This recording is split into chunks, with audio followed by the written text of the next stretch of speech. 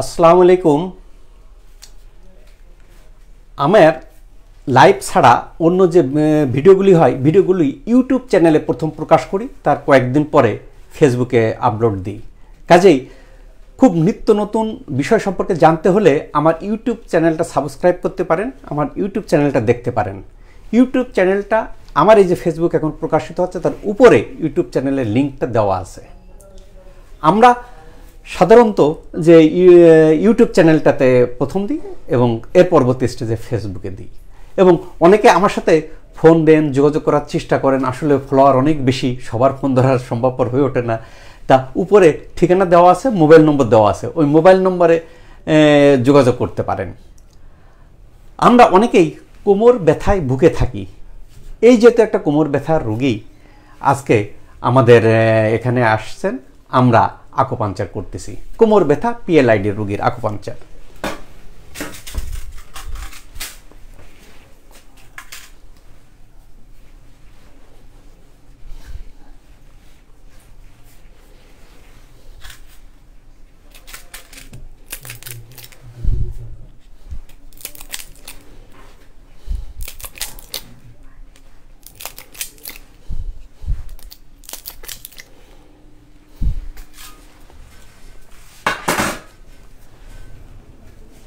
Inner কি সমস্যা ছিল?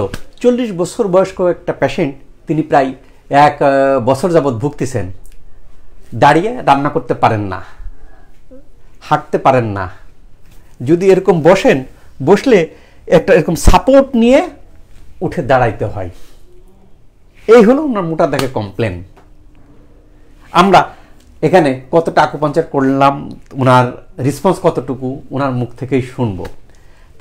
সাধারণত এই জাতীয় পেশেন্টের ক্ষেত্রে আরেকটা কথা বলে রাখি যে অনেকের সাইটিকা হয়, যে এখান থেকে ব্যথাটা একেবারে পা বরাবর চলে যায়।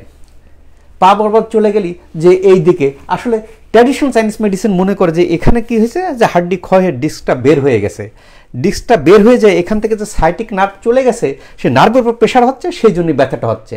আমরা সেই ক্ষেত্রে কি করি, এই এখানে পয়েন্টে আকুপাঞ্চার করি। অনেক পেশেন্ট বলে থাকে, স্যার ব্যথা তো আমার ওখানে, এখানে করতেছেন কেন? কিন্তু এখানে করার পরে দেখা যাচ্ছে ব্যথা ভালো হয়ে যাচ্ছে। আমরা এই জাতীয় পেশেন্টের ক্ষেত্রে আমরা আকুপাঞ্চার খুব ভালো রেজাল্ট আসতেছে, এবং আমরা এর পরবর্তী স্টেজে যে আমাদের পেশেন্টের মুখ থেকেই শুনতে চাইব যে আকুপাঞ্চার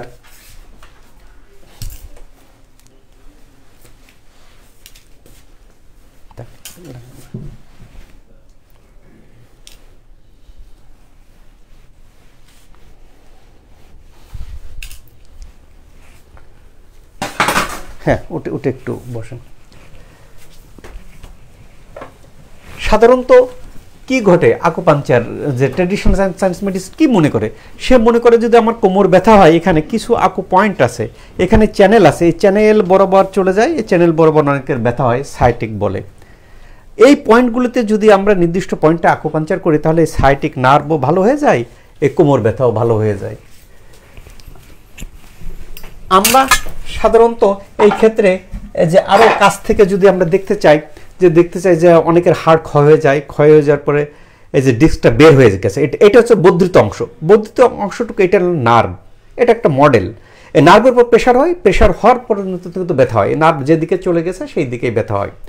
তো সাধারণত দেখা যায় যে যদি L4-5 দিকে হয়, ডিস্কটা প্রোল্যাপস হয়, তাহলে কিন্তু এটা নিচের দিকে চলে যেতে পারে। কাজে সেক্ষেত্রে PLIDর সাথে সায়াটিকা অর্থাৎ কোমর ব্যথার সাথে এর পা বরাবর ব্যথা হতে পারে।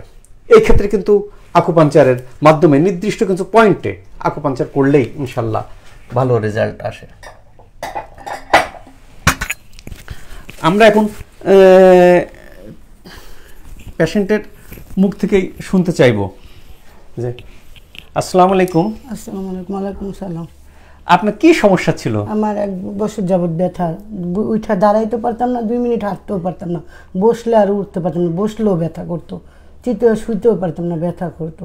শুইলেও ব্যথা করতো? শুইলেও বিছনায় আমার পিঠটা লাগাইলেই ব্যথা করতো। পিঠে লাগালেই ব্যথা করতো।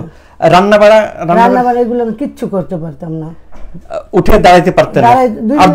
আর যদি নিচে বসতেন, বসলে উঠতে পারতাম না, যদি সাপোর্ট নিয়ে উঠতে হতো। আমার উঠতে হয় সবসময়। এখানে কতদিন, কয়টা সেশন নিয়েছেন? আজকে নিয়ে 5টা নিয়েছি। আজকে নিয়ে 5টা আকুপাঞ্চার সেশন নিয়েছেন।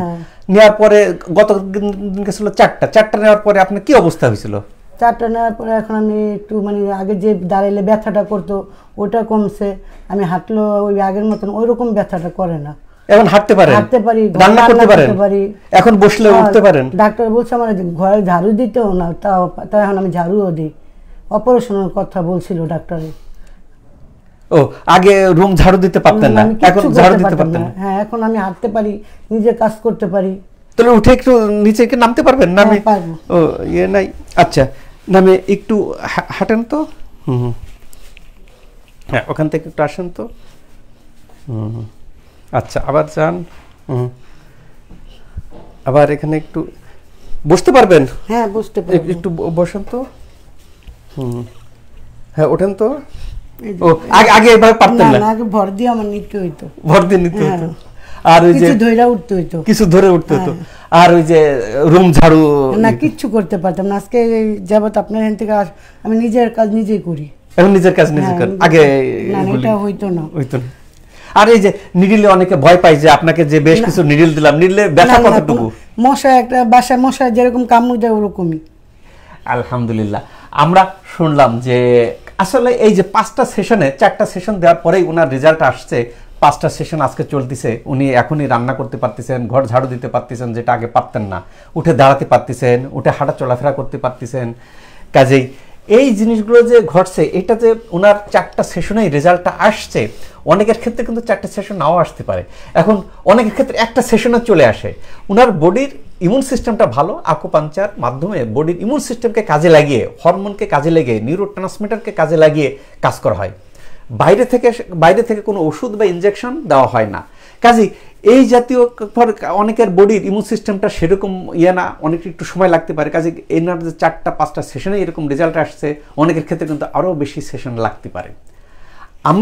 আমরা যারা এই জাতীয় ব্যথাতে ভুগতেছি, তারা কিন্তু যে এরকম এসেই একটা দক্ষ আকুপাঞ্চারিস্টের কাছে যেতে পারি, যে এরকম কিছু সেশন নিয়েই আবার স্বাভাবিক জীবনযাপন করতে পারি।